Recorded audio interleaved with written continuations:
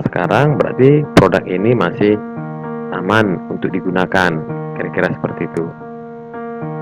Nah, lalu gambar ini, perhatikan gambar label berikut ini juga ya. Ini Cipalas, ini brand of drugnya, lalu acetaminophen liquid, ini name of drug, lalu pain reliever, fever reducer, alcohol free, aspirin free, sugar free, ini descriptionnya, penjelasannya. Lalu 473 ml, ini kontennya. Lalu do not use if tamper evidence safety seal around cap is broken or missing. Ini direction to use-nya. Direction ini petunjuk penggunaannya ya. Jangan gunakan jika tutup pengamannya itu sudah rusak atau hilang. Jadi jangan digunakan lagi produknya karena mungkin produknya sudah terkontaminasi ya. Lalu di bawah expiration date-nya. Biasa expiration date ini tertera di bagian bawah sebuah label biasanya, tapi tidak semua label. Nah, perhatikan gambar berikut ini. Ini juga merupakan label dari sebuah produk obat.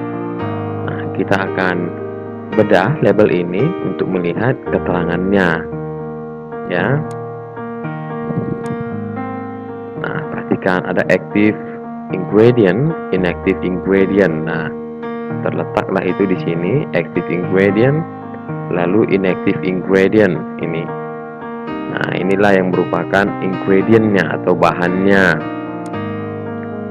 Lalu inilah penjelasan dari label itu.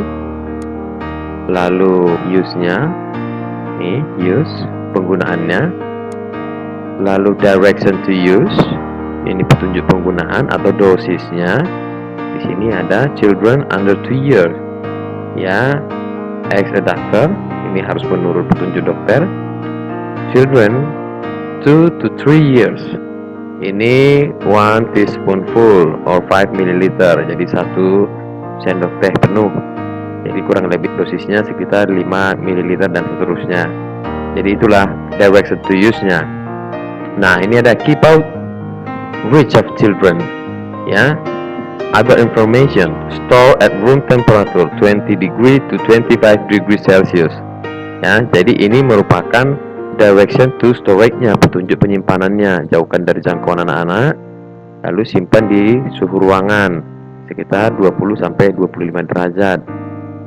Nah, lalu expiration date-nya paling bawah.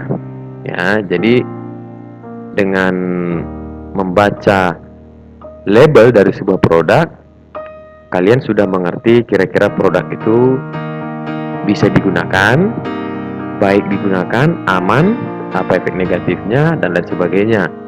Jadi dari label itulah kita tahu bahwa produk itu aman atau tidaknya.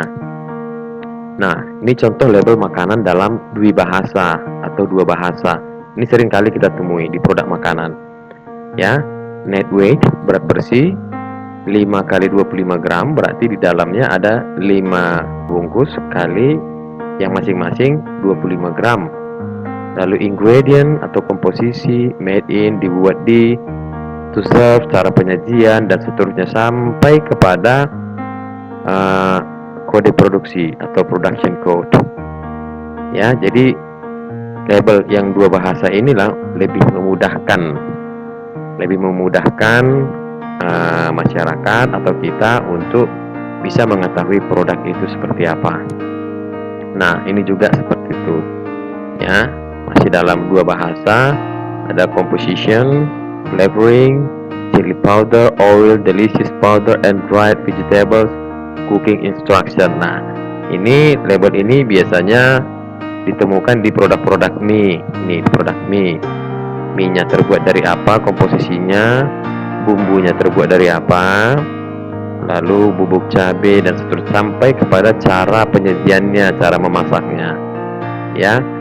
Nah, tapi tidak hanya sekedar mengetahui label saja sebenarnya. Contoh, mie ini terbuat dari apa, ini harus perhatikan kandungan-kandungan bahan pembuatnya apa. Jika terlalu banyak misalnya bahan pengawet atau pewarna yang tidak standar untuk makanan, dan seterusnya. Ini juga bisa menandakan bahwasanya produk itu tidak aman. Begitu juga dengan bumbu, ya, garam, gula, penguat rasa dan seterusnya. Ini bahan-bahan kimia campurannya, maka kalian juga harus mengetahui ini, ya, apa itu aman atau tidak. Oke, jadi tidak terlalu banyak atau sering mengkonsumsi makanan-makanan yang mengandung pengawet atau bahan pewarna atau gula buatan dan lain sebagainya, ya. Jadi kita mengerti apa atau yang mana produk yang sehat dan aman untuk dikonsumsi. Nah, itu aja materinya.